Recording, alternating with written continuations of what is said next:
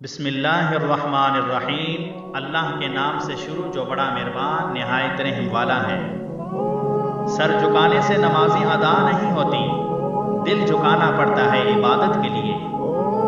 وہ جو مٹی کے گھر تھے سکون سے تر تھے، جب ہار جانے کا وقت ہو تب جیت جانے کا مزہ ہی کچھ اور ہوتا ہے۔ حساب کتاب صرف رب نے صحیح لگایا، سب کو خالی ہاتھ بھیجا اور خالی ہاتھ بلایا۔ جیتنے کا مزہ تب آتا ہے جب ساری دنیا تمہارے ہارنے کا انتظار کر رہی ہو اور تمہارا رب تمہیں کامیاب کر دے۔ اللہ سے مانگ کر نہیں روتے، اللہ سے رو کر مانگتے ہیں۔ ایک پتھر کی بھی تقدیر سنور سکتی ہے، شرط یہ ہے کہ سلیقے سے تراشا جائے۔ مطلب کی کشتی پر سوار لوگ بہت جلد مخلص لوگوں سے بچھڑ جاتے ہیں۔ اچھی یادیں دراصل وہ لمحات ہوتی ہیں جنہیں ہم پوری طرح جیتتے ہیں۔ دھوکہ دینے والا خود تو مصائب کا شکار ہو جاتا ہے، لیکن اپنی نسلوں کو بھی بددعاؤں کے سپرد کر دیتا ہے۔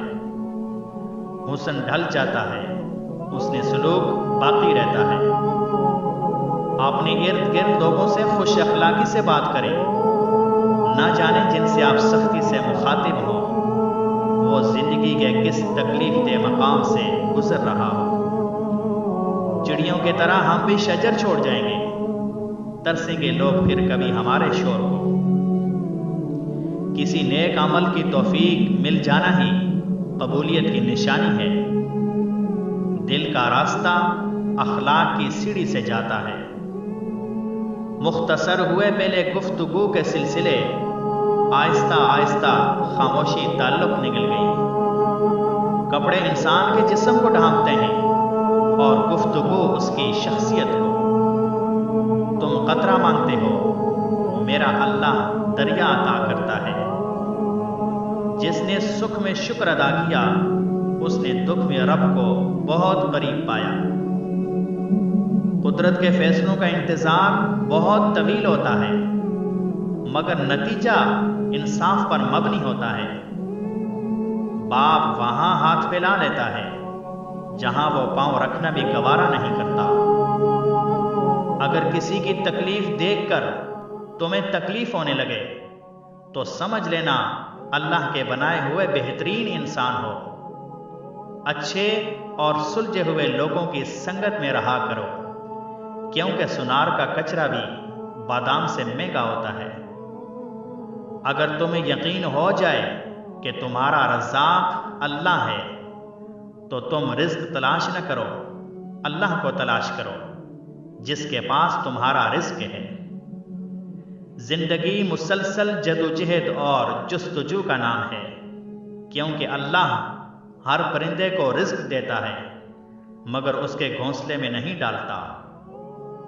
کسی کا بھلا نہ ہو سکے تو برا کرنے کی بھی کوشش نہ کرو۔ دنیا تو کمزور ہے مگر دنیا بنانے والا نہیں۔ کسی کو دکھ دینے والا کبھی خوش نہیں رہ سکتا۔ کسی گیم کا حصہ اس وقت بننا چاہیے جب آپ مہرے چل رہے ہوں، نہ کہ آپ خود مورے ہوں۔ بعض اوقات دعائیں رب کے فیصلے نہیں بدلتی مگر آپ کا دل بدل دیتی ہیں اور رب کے فیصلے کے مطابق کر دیتی ہیں۔